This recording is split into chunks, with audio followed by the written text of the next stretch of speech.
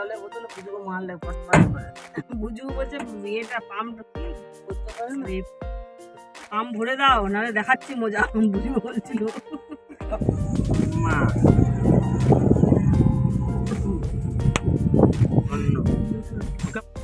Good afternoon friends, a big welcome to my channel. তো কেমন আছো তোমরা? আশা করি খুব ভালো আছো, আর আমিও ভালো আছি। আজকের ভিডিও সাত সকাল থেকে শুরু করা হয়নি, কারণ তেমন কিছু সকাল থেকে করিনি যেটা তোমাদের সাথে শেয়ার করব। সকাল থেকে ওই একই কাজের রুটিন, রান্না বান্না, খাওয়া দাওয়া, ওই একই রকম কাজ, কত আর শেয়ার করব তোমাদের সাথে। তাই ভাবলাম সকালের দিকটা স্কিপ করে বিকেল টাইমে আজ এমন একটা জায়গায় সবাই মিলে আমরা যাব, যেই জায়গাটা আমার কাছে যেমন নতুন, জানি না তোমাদের মধ্যে কার কার কাছে এই জায়গাটা নতুন। রাস্তায় বেরোনোর পর বাড়ি থেকে কিছু দূর গিয়ে দেখলাম এক জায়গায় বেশ কিছু মানুষজনের ভিড়। কিছুক্ষণ বাদে বুঝতে পারলাম তাদের মধ্যে কোনো ঝামেলা বা সমস্যাজনিত কারণে ভিড় জমেছে। তাদের ইয়ে হবে তো রাত পর্যন্ত বাচ্চা করে দিয়েছে না, এদিকটা দিয়ে আর বেরোনো যায় না।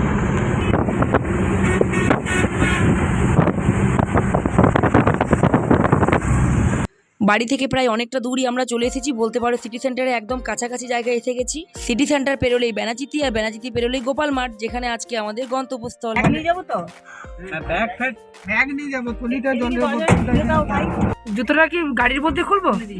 ঠিক আছে, এটা জলের বোতলটা রেখে দিয়ে যাচ্ছি। গরম করছে।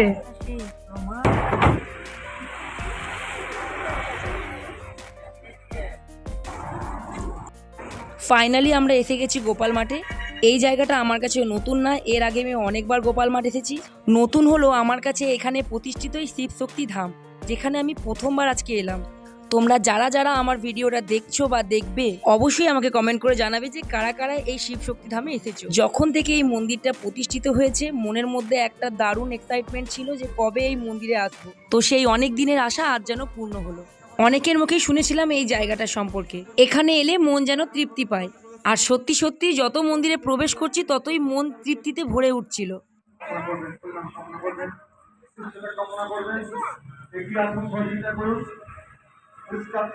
যদিও আমরা এখনো পুরোপুরি মন্দিরে প্রবেশ করিনি, তার আগে মা আর মাসি এক জায়গায় বসে একটু রিল্যাক্স করে নিল, আর দিদি আর জায়বু ছেলে দুটোকে নিয়ে ফটো তুলছিল।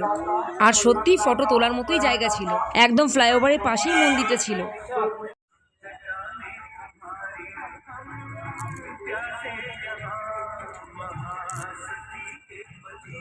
কথায় বলে এই যে শান বাঁধানো পুকুরটা দেখতে পাচ্ছ, এটার জল কিন্তু গঙ্গা জল, আর এই জলই ঠাকুরের পুজো। এবার তোমাদের মনে হতেই পারে যে পুকুরের মধ্যে গঙ্গা জল কিভাবে থাকতে পারে, তো সেই ব্যাপারটাও আমি তোমাদের সাথে ক্লিয়ার করে নিচ্ছি। সাধারণত গঙ্গা নদীর জল এনে এই পুকুর খনন করা হয়, আর কোনো রকম নোংরা আবর্জনা ফেলা নিষিদ্ধ করা হয়। রাম মন্দির। তো এবার আমরা একবারে মন্দির চত্বরে প্রবেশ করে গেলাম। তোমরা শুধু একবার দেখো কতটা জায়গা জুড়ে এই মন্দিরটা অবস্থিত।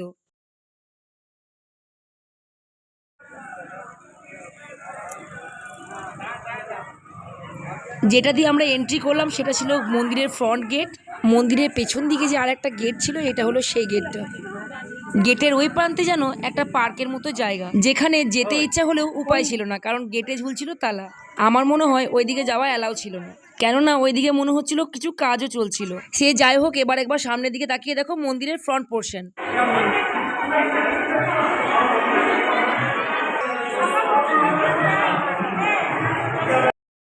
মন্দিরের ভেতরে ঢুকে আমি প্রথমে শিব শক্তি মূর্তি দর্শন করলাম, আর তার সামনেই ছিল নন্দী মহারাজের মূর্তি। আর তোমরাও সকলে শিব শক্তিকে প্রণাম করো, আর সঙ্গে নন্দী মহারাজকেও।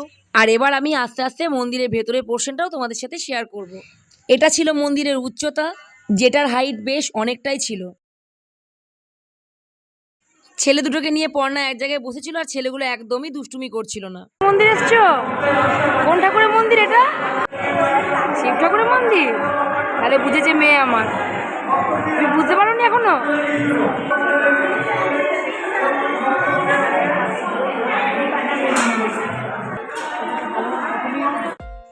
আমরা যখন মন্দিরে পৌঁছালাম তখন ডট 5:30 থেকে 6টা টাইম, বিকেলের একদম পারফেক্ট টাইমে পৌঁছেছিলাম আমরা মন্দিরে। এমনিতেই মন্দিরের চারিদিকটাই খোলামেলা, তার উপর সমানে একটা সুমিষ্ট হাওয়া চলছিল। এই সুন্দর ওয়েদারে যখন সবাই মিলে মন্দিরে বসে ঠাকুরের নাম গান শুনছিলাম, সত্যি বিশ্বাস করুন একদম মন্দির ছেড়ে আসতে মন হচ্ছিল না।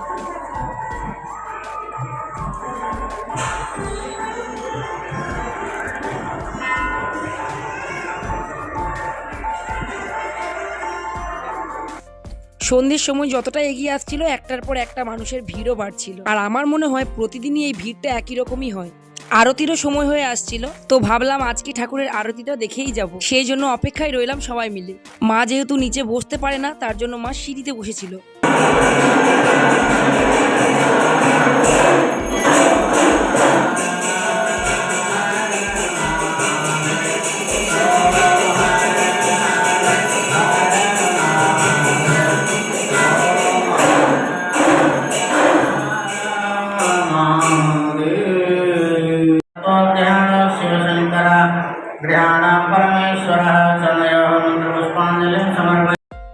সন্ধে হয়ে এসেছিল আর আরতিও হয়ে গেল ঠাকুরের, আর খুব ভালো লাগলো আরতি দেখে।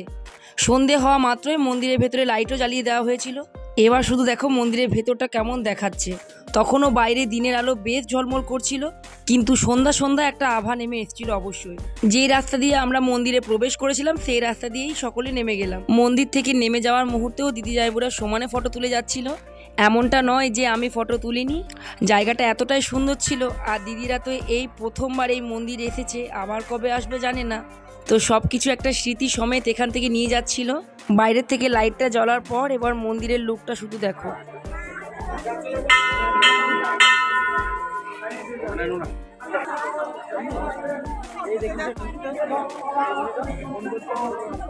বাইরে বেরিয়ে এসে এই জায়গায় হচ্ছিল প্রসাদ বিতরণী।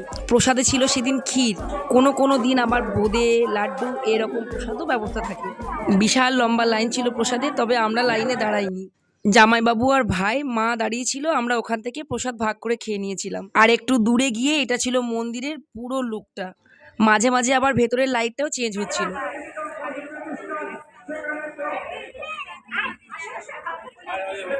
এখান থেকে বেরিয়ে আমরা যাব আর একটা মন্দিরে, যেটা ব্যানাচিতিতে ভিরিঙ্গি কালী মন্দির। মা আর দিদি ওই মন্দিরে পুজো দেবে।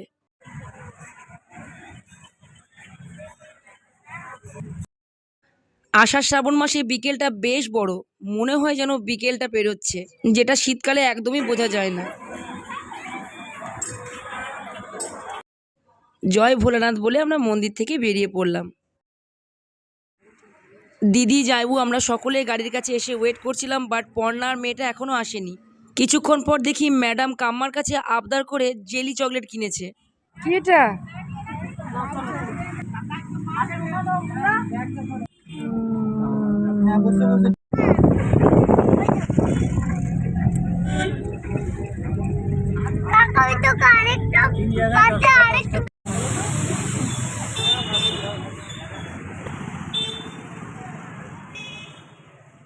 এবার আমরা ভিরিঙ্গি মায়ের মন্দিরে চলে এসেছি। কিছুক্ষণ আগে মনে হচ্ছে যেন বৃষ্টি হয়েছে, নয়তো রাস্তাটা এত কাদা লাগছে বুঝতে পারছি না কেন।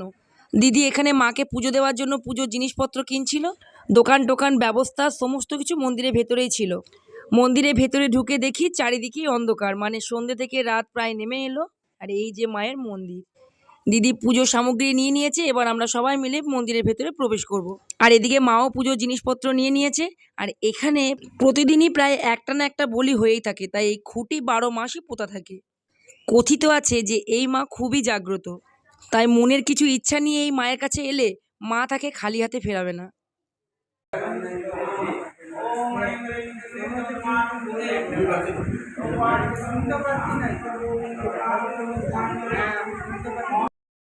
সকাল থেকে রাত 8টা অবধি মন্দিরে পুজো করার জন্য পুরোহিত বসেই থাকে। তবে পুরোহিতদেরও শিফটিং আছে বোধহয়, কারণ একটা পুরোহিতের দ্বারা তো সম্ভব নয় সকাল থেকে রাত অবধি বসে থাকা।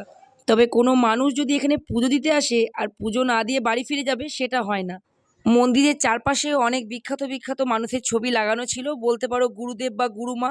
তাদের সম্পর্কে কোনো রকম তথ্য আমার কাছে জানা ছিল না, যার জন্য এই সম্পর্কে আমি তোমাদের সাথে কিছু শেয়ার করতে পারলাম না। মন্দিরের ভেতরে আবার অসংখ্য দেবতার মন্দির। এখানে গণেশজির মন্দির, মা কালী প্রতিষ্ঠিত, আর পাশে বজরংবলীর মন্দির। আর বজরংবলীর বিপরীতেই ছিল বাবা ভোলেনাথের মন্দির। বিশাল আকারে শিবলিঙ্গ ছিল বাবার। শিব মন্দিরের আবার বাঁ দিকে ছিল নাগেশ্বর বাবার মন্দির। আমরা কেউ আর শিব মন্দিরে প্রবেশ করিনি, তবে মাসি পুজো দিতে ঢুকেছিল।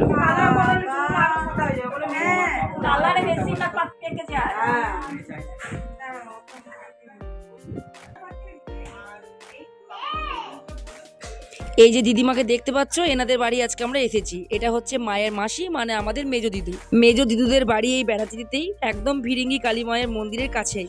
তো সমস্ত মন্দির ঘুরে ঘাড়ে আমরা শেষ অবধি এদের বাড়ি আসবো বলেছিলাম, আর এরপরেও আমরা আর এক জায়গায় যাব। মেজো দিদু দুই বৌমা, এটা হচ্ছে ছোট মামির রুম। ছোট মামির মেয়ে ভালো স্যাক্সোফোন বাজায়, তো এখানেই ওর প্র্যাকটিস হয় মনে হয়।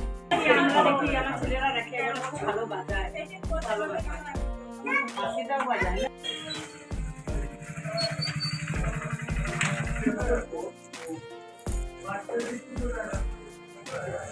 মেজো দিদুর ঘর থেকে বেরিয়ে এবার যাব আমরা ছোট দিদুর বাড়ি। ছোট দিদু মানে মায়ের ছোট মাসি।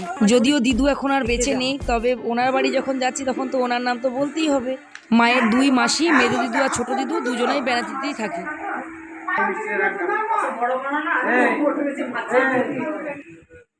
আমরা এসে গেছি।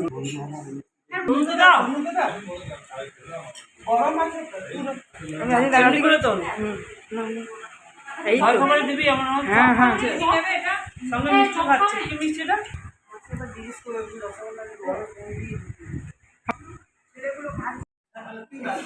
মাইমা রুটি বানাচ্ছে।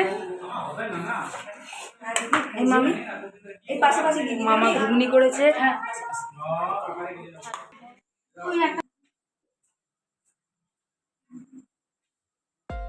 ছোট দিদুর একটাই ছেলে, ছেলের বউ আর নাতি, এই তিনজনই মেম্বার বাড়িতে। কারণ ছোট দিদু আর দাদু কেউই আর নেই। তনু মামা অনেক কিছু খাবার অ্যারেঞ্জ করেছিল, এমনকি মাংস আনার কথাও বলেছিল। একমাত্র দিদি আর জায়বুর বারণ করার জন্য মাংস আনা হয়নি, তাই এই সব খাবার অ্যারেঞ্জ করেছিল, কারণ সবাই বলেছিল রুটি খাবে।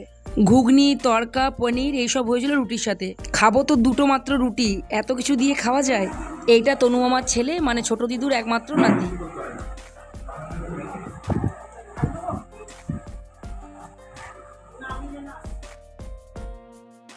সমস্ত খাবার মাইক্রোওভেনে গরম করে পর্নায় সার্ভ করছিল, আর তোমরা দেখতেই পেলে মামি রুটি বানাচ্ছিল। মাঝে আমি কটা রুটি সেঁকে দিয়ে মামিকে হেল্প করে দিয়েছিলাম, নইলে বেশিরভাগ রুটি মামিই বানিয়েছিল। এবার আমি নিজেও খাবার নিয়ে বসে পড়লাম। দুটো রুটি, তড়কা, অল্প একটু পনির আর একটা মালপোয়া। ঘুগনি আমি নিইনি, কারণ এরপর বাড়িও ফিরতে হতো, তাই খাওয়া দাওয়াটা মোটামুটিভাবে সবাই সেরে নিয়েছিলাম।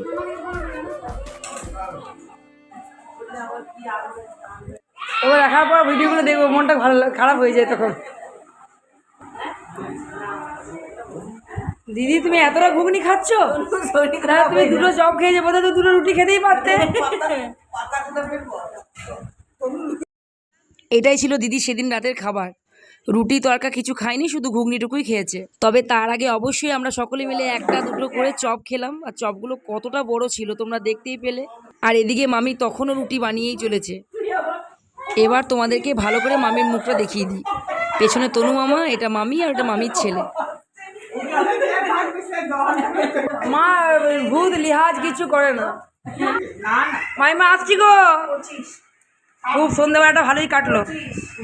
তোমার একটু পরিশ্রম করানো হলো।